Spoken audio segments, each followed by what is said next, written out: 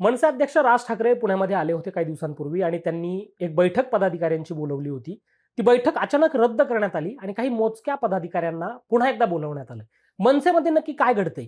पुणे शहर मनसेमध्ये पुन्हा वादळ येणार का? आणि बदलाचे वारे मनसेमध्ये वाहतायत का? या सगळ्यावर चर्चा करायची आहे. राज ठाकरेंनी प्रमुख पदाधिकाऱ्यांना डावलून ज्यांना बैठकीत बोलावलं होतं असे आशिष साबळे माझ्यासोबत आहेत. राज ठाकरेंनी बैठक बोलावली होती. त्या बैठकीमध्ये त्यांनी अचानक ती रद्द केली आणि तुम्हाला 3-4 जणांना काहीतरी बोलावलं होतं. नक्की का ती बैठक रद्द करण्यात आली आणि तुम्हाला काही वेगळा मेसेज देण्यासाठी बोलावलं होतं? नाही, नाही. वेगळा मेसेज असा नाही. तुमच्या त्या न्यूजनी बातमी लावली होती. त्याच्यानंतर हे सगळं पुण्यामध्ये चर्चेचं वादळ सुरू झालं. मुळात राजसाहेब पुण्यामध्ये आले होते. त्यावेळेची जी बैठक होती ती रद्द केली नाही. ती दुसऱ्या दिवशी बैठक घेतली. 4 विधानसभा मतदारसंघाचे आमचे अध्यक्ष जे आहेत, त्या निवडी संदर्भातल्या बैठका होत्या आणि त्यातले आमचे काही इलेक्शनच्या वेळेला काही विभागाध्यक्ष दुसऱ्या पक्षात गेले. आमचे वडगाव शहरीचे विभागाध्यक्ष ते पॅरालाईज झालेले आहेत. यांचा मेडिकल इश्यू असल्यामुळे ते बदलण्यासंदर्भातल्या चर्चा होत्या आणि राजसाहेबांनी त्यावेळेला मला आणि अजून 2-3 पदाधिकाऱ्यांना बोलवलं. त्याच्यानंतर त्या बातम्या सुरू झाल्या. बातम्या सुरू झाल्यानंतर कोणालाही मुळात राजसाहेबांनी डावललेलं नाही. त्या दिवशीच्या ज्या बैठका होत्या, त्या दुसऱ्या दिवशी बैठका घेतल्या आणि बैठकांना म्हणजे आदल्या दिवशी आम्हाला बोलवलं. त्यावेळेला पुण्याचा एक आढावा विचारला, नॉर्मल गप्पा झाल्या आणि 4 विभागाध्यक्षांची जी यादी होती, ती आम्ही पूर्वी अमित साहेब पुणे बघतात आत्ता प्रभारी आहेत, तर अमित साहेबांना ती यादी पूर्ण दिली होती. ती आम्ही राजसाहेबांना पण सांगितली. राजसाहेबांनी सांगितलं, की दुसऱ्या दिवशी अशीच त्यांना बैठकांचे निरोप द्या आणि त्यांना बैठकीला बोलवलं. एवढाच तो विषय होता. नक्की काही बदलाचे वारे पक्षामध्ये वाहत आहेत आणि तुम्ही विद्यार्थीकडनं आता फादर बॉडीमध्ये येण्याचे काही तुमचे चान्सेस आहेत आणि त्यामुळे पक्षात काही नाराजी असं काही? नाही, नाही, नाही. नाराजी वगैरे नाही आणि मी कुठल्याही विद्यार्थी सेनेतून मी मुळात फादर बॉडी शहर सचिव म्हणून जबाबदारी आहे. मी काम करतोय आणि मला हे जे काय आता तुमच्या सोशल मीडिया आणि चॅनलच्या माध्यमातूनच 2-3 दिवस त्या चर्चा चालल्यामुळे तुमच्या बातमी लावली. च्या पत्रकारांना आमच्यातल्या काही लोकांनी फोन केले, की अशी बातमी कशी, तशी बातमी कशी. मग त्याच्यानंतर पत्रकारांचे किंवा तुमचे सगळ्यांचे मला फोन आले. तर मुळामध्ये मला काही इच्छा असेल, तर मी ते राजसाहेबांजवळ, अमित साहेबांजवळ, शर्मिला वहिनींजवळ मी बोलेन. मुळात आजपर्यंत न मागता मला पक्षाने फक्त मी 2 वेळेला मागची निवडणूक ही महानगरपालिकेची निवडणूक मी तिकीट मागितलं होतं.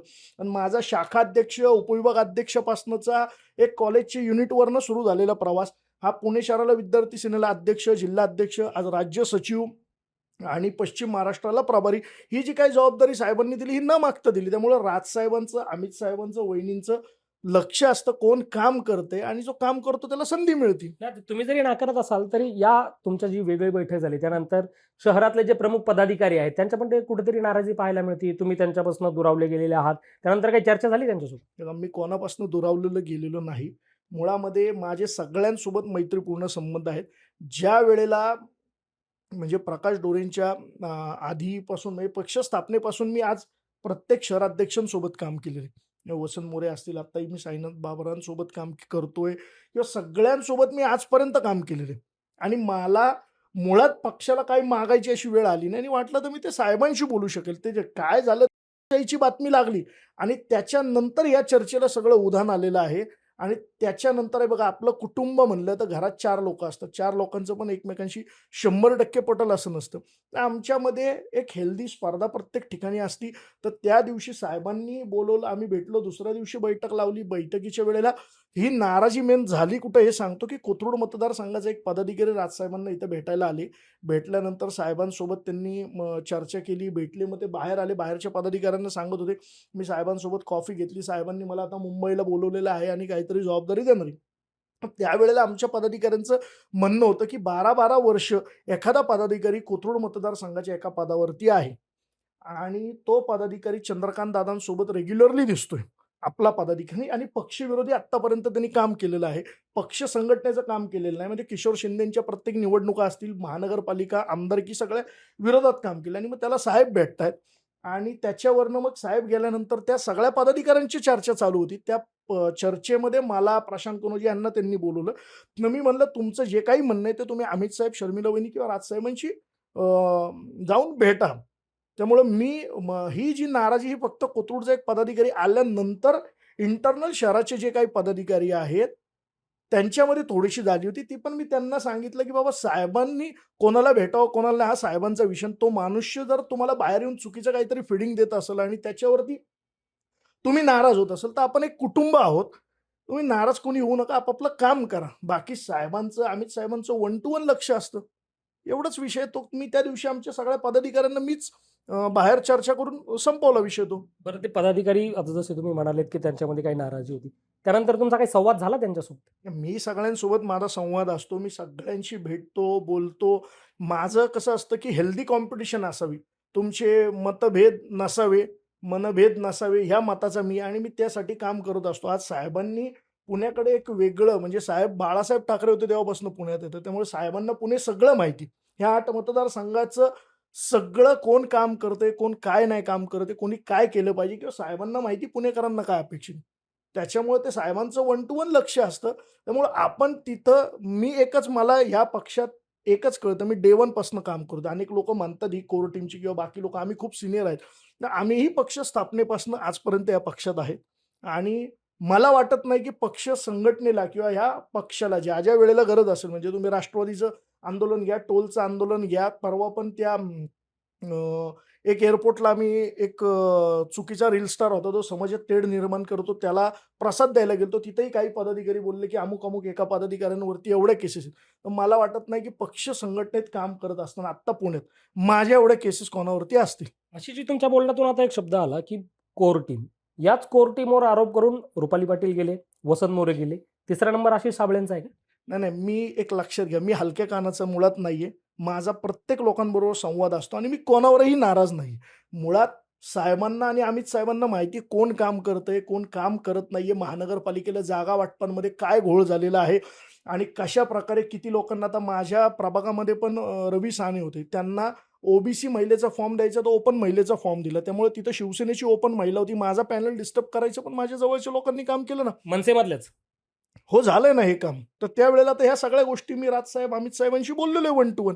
आज त्याच्यामुळं मला पॅनेलला काय फटका बसलाय किंवा काय मुळामध्ये 4चा पॅनेल असताना मी इतक्या चांगल्या प्रकारे निवडणुकीला सामोरं गेलो होतो, की माझ्या 8 याद्या ज्या पर्वतीला जोडल्यात त्या मी खेचून आणल्या. माझ्याकडे 18 याद्या सुभाषनगर साठे कॉलनीच्या आल्या होत्या, त्यासाठी भांडत होतो. निवडणूक आयोगाने शेवटपर्यंत त्या रद्द केल्या नाही. भाजपात पूर्ण याद्या होत्या. त्याच्यामध्ये समाजांचे पण अनेक विषय झाले, की जैन मंदिरामध्ये माझा सत्कार करायला मला बोलवलं. त्यांनी जैन मुनी होते सगळे. त्यांनी सांगितले, की "साबले पाटील ये बच्चा बहुत अच्छा काम करता है, लेकिन ये टाइम हम बीजेपी को वोट करेंगे." तर मी त्या जैन मुनींना म्हणलं, की गुरुजी तुम्ही चांगलं काम करताय मी म्हणतोय प्रभागामध्ये आणि तुम्ही असं का म्हणताय, की भाजपला मतदान करा?" तर ते म्हणले, की "संदीप देशपांडेंनी आमच्या जैन मंदिरांच्या बाहेर कोंबडी हे करायचं आंदोलन केलं होतं." तर मी त्यांनाही सांगितलं, की तो विषय असेल किंवा कबूतरखान्याचा विषय होता. तर कबूतरखान्याचे तर कोर्टाचे निर्देश होते. संदीप देशपांडे किंवा पक्षाचं आमचं जे आंदोलन झालं हे कुठल्याही जैन समाजाच्या, गुजराती समाजाच्या, मारवाडी समाजाच्या विरोधात नव्हतं. हे आंदोलन होतं मराठी लोकांना मुंबईमध्ये, नवी मुंबईमध्ये, ठाण्यामध्ये आज फ्लॅट नाकारले जातात. किती लोकं नॉन-व्हेज खातात म्हणून, की बाबा तुम्ही कोकणी लोकं आहात, मराठी लोकं आहात, घाटी लोकं आहात. तर हा कुठल्यातरी समाजातला तेढ हा कोणीतरी सुरू केलता. आज आम्ही मराठी माणसाची बाजू मांडली, हा महाराष्ट्र आहे, हा मराठी माणसाचा महाराष्ट्र आहे. आम्ही बाजू मांडली. त्याच्यावरती तुम्ही नाराज होऊ नका. तरी जैन मंदिरात ती जी काही मीटिंग झाली आमच्या जैन मंदिर चौकामध्ये गुरुवार पेठेत, त्यात त्यांनी भाजपला मतदान करायचं ठरवलं. तसंच मुस्लिम समाजाची कोपरा सभा होती. मुस्लिम नाही, हे सगळं बरोबर आहे. माझा प्रश्न हाच होता, की कोर टीमवर विशेषतः नाराजी रुपाली पाटलांनी केली होती, वसंत मोरेंनी केली होती. आता तुमच्या बोलण्यातूनही कुठेतरी तोच संदेश जातोय. नाही, नाही, नाही. मी कोणावरच नाराज नाही. लक्षात घ्या आणि मला एक कळतं मी काम करतो हे अमित साहेब, राजसाहेब, वहिनी पक्षाकडे बघून काम करतो. मी कोणावर नाराज असायचं कारणच नाही. मला एक कळतं दुसऱ्याची रेष पुसायची नाही, आपली रेष वाढवायची हे माझ्या डोक्यात असतं आणि मी माझं काम करत असतो. मुळात मी कोणाचं काय चाललंय ते बघायला जात नाही आणि माझं काम आहे ते मी प्रामाणिक काम करतो. देवाला स्मरून रोज आपण काम करताना बाबा महादेवाला स्मरून आपल्याकडनं काही चूक नाही झाली पाहिजे. आपण चांगलं काम केलं पाहिजे. अशा प्रकारे माझी काम करायची पद्धत आहे. बरं, मी आता शेवटाकडे येताना तुम्हाला थेट विचारतो, तुमच्या विरोधात पक्षामध्ये काही कट शिजला जातोय का? नाही, नाही, नाही. माझ्या विरोधात काही कट शिजलं जात नाहीये. मुळात माझा स्वभाव खूप स्ट्रेट फॉरवर्ड आहे. मी स्पष्टपणे मला एखादी गोष्ट नाही पटली, तर मला एखाद्याचं नाव कळलं. आता त्या दिवशी पत्रकारांना ज्यांनी फोन केला, मला त्या पत्रकारांचे फोन आले, की "अरे, आम्हाला फोन केला गेला, की तुम्ही अशी बातमी कशी लावली?" ज्यांनी फोन केला तर मी दुसऱ्या मिनिटाला त्यांना फोन केला, की तुम्ही एखाद्या पत्रकाराला त्यांना व्यक्ती स्वातंत्र्य आहे, त्यांना बातम्या लावायचं स्वातंत्र्य आहे. साहेबांनी बोलावलं होतं, हो, आम्हाला बोलावलं होतं. त्याच्यावरती त्यांनी बातमी लावली, मग तुम्ही नाराज व्हायचं काय कारण नाही. मी स्पष्ट त्यांना फोन केला, की अशा प्रकारे चुकीचा मेसेज जातोय. पक्षाच्या विरोधात उद्या पत्रकार बातम्या लावायला नको. त्याची तुम्ही काळजी घ्या. त्यामुळे माझा स्वभाव एकदम स्पष्ट आहे. प्रत्येकाला माहिती आहे, मी जे असेल मला 2 मिनिटं वाटलं समोरचा चुकतोय, तर मी 1 मिनिटात फोन करून क्लिअर करतो आणि मी चुकत असेल तरी मी माफी मागतो. बरं, हे सगळा सिनेरिओ तुम्ही सांगितला तो राज ठाकरेंपर्यंत पोहोचवणार आहात? मला साहेबांनी जर विचारलं तर मी स्पष्ट बोलेन. मी मुळात अमित साहेबांशी 1 to 1 या गोष्टी बोललेलो आहे. मला वाटतं राजसाहेबांना या सगळ्या गोष्टी ज्ञात आहेत.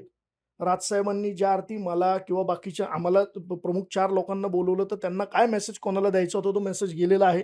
साहेबांनी मला जर काही विचारलं तर मी कधीही देवाला स्मरून सांगतो. मी म्हणजे माझ्या देवघरात शपथ घेतलेली, की बाबा मी ह्या ठाकरे परिवाराशी कधीही खोटं बोलणार नाही. पक्षाच्या हिताचं जे असेल ते मी त्यांना सांगणार. त्यामुळे मी राजसाहेब, शर्मिला वहिनी, अमित साहेब यांनी मला विचारल्यानंतर जो खरा फीडबॅक आहे आणि जो खरा काम करणार आहे त्यांच्याबद्दल मी सांगत असतो. तुम्हा 4 लोकांना आधी बोलवलं. ज्या दिवशी बैठक ठरली होती आणि ती पोस्टपोन होऊन दुसऱ्या दिवशी घेतली. तर आधी तुम्हाला बोलवलं. दुसऱ्या दिवशी राज ठाकरेंनी बैठक घेतली आणि थेट सांगितलं, की जनजींना टार्गेट करा, जनजींवर लक्ष ठेवा. शहर सुद्धा जनजींच्या हातात द्यायचा काही विचार केला? नाही, आता बघा एक लक्षात घ्या, आता त्या दिपकेंपासून आपण आंदोलन बघतो, की युवा पिढीने काय रान पेटवलं, म्हणजे मोदींना गुडघ्यावरती आणलं. म्हणजे आज जे काही मोदी म्हणजे आता त्या दिवशी पण आम्ही झेन फेस्ट म्हणून कार्यक्रम घेतला होता. झेन फेस्टच्या कार्यक्रमामध्ये हे झेनझी लोकं म्हणत होती, की अरबी समुद्रातलं शिवाजी महाराजांच्या स्मारकाचं काय झालं? 15 लाख रुपये खात्यावर येणार होते, त्याचं काय झालं? मोदी, अमित शाह खोटं बोलतात. आज लक्षात घ्या, ह्या युवांमध्ये इतकी आग पेटलेली. सरकारने आता जसं लाडकी बहीण योजना केली तशी या विद्यार्थ्यांना 2,000 द्यायचं ठरवले. आज मुळामध्ये, पुण्यामध्ये, महाराष्ट्रामध्ये सगळ्यात मोठा म्हणजे आम्ही ड्रग्स मुक्त पुणे शहर हे अमित साहेब ठाकरेंच्या मार्गदर्शनाखाली अभियान आम्ही राबवतोय. आज तुम्ही 2,000 रुपये सरकार म्हणते, की आम्ही ह्या विद्यार्थ्यांना देणार. उद्या या विद्यार्थ्यांनी जर ह्या 2,000चा दुरुपयोग केला, काही गोष्टी घडल्या. आज पुण्यामध्ये व्यसनाधीन मुलं होतात. त्यांना व्यायामाची आवड राहिलेली नाहीये.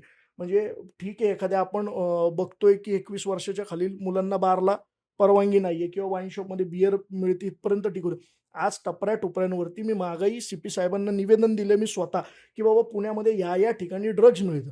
आजही पोलिसांनी कारवाई केली नाही. आमचं 31 तारखेचं ज्या दिवशी सदस्य नोंदणी संपणार आहे, त्याच्यानंतर आम्ही ड्रग्ज मुक्त पुणे शहर हे अभियान घेणार आहे. मी सीपी साहेबांना 20 दिवसाचा त्यानंतर मी अमित साहेबांशी बोललेलो आहे ही गोष्ट. 20 दिवसांचा अल्टिमेटम देणार आहे.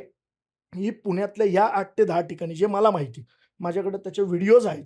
ड्रग्ज मिळतं तिथं. मग ते काही एम-डी वगैरे काय पावडर म्हणतात तसले. तर ते तिथे मिळते. कुठं-कुठं मिळते हे मी सगळे पुरावे पोलिसांना देणार आहे. पोलिसांनी जर 20 दिवसात कारवाई केली नाही, तर मी माझ्या पक्षातले सहकारी आम्ही मनसे स्टाईल ते सगळे ड्रग्सचे अड्डे फोडून टाकणार आहे, उद्ध्वस्त करणार आहे. कारण मला कुठल्याही झेनझी किंवा युथला हां. ड्रग्सच्या आहारी जायचं गेलं नाही पाहिजे हा आमचा मूळ उद्देश आहे. माझा मूळ प्रश्न तोच होता, की त्याचं एक थोडक्यात उत्तर द्या, की राज ठाकरेंना पुणे शहर हे जनजींच्या हातात द्यायचंय का? मला माहीत नाही साहेबांच्या काय मनात साहेबांनी त्या दिवशी जे काही आम्हाला बैठकांना बोलवलं त्यातनं तसाच कदाचित मेसेज असेल मला माहीत नाही. मी खरंच तुम्हाला सांगतो आजपर्यंत तर मी ह्या रेसमध्ये नव्हतो. पण जे काही त्या लोकशाहीनी बातमी लावली आणि आमच्या लोकांनी पत्रकारांना फोन करून झापण्याची पद्धत केली, तर मला वाटतं कुठल्याही आमच्या लोकांना या माध्यमातून मी मेसेज देतो, की पत्रकार बांधवांशी सलोख्याचे संबंध महाराष्ट्र नवनिर्माण सेनेचे आजपर्यंत आहेत. हे पुढं पण तुम्ही टिकवा. उद्या हे पत्रकार राजसाहेबांच्या प्रेमापोटी आपल्याकडे येतात. आज तुम्ही प्रेमापोटी आलात. बाबा अशी बातमी लागली. उद्या त्या पत्रकारांनी चुकीच्या बातम्या लावल्या, तर मला वाटतं की कुठल्याही पत्रकारांना आमच्या पदाधिकाऱ्यांनी फोन करून म्हणजे राजसाहेबांनी बोलवलं तर त्यांनी ती बातमी लावली.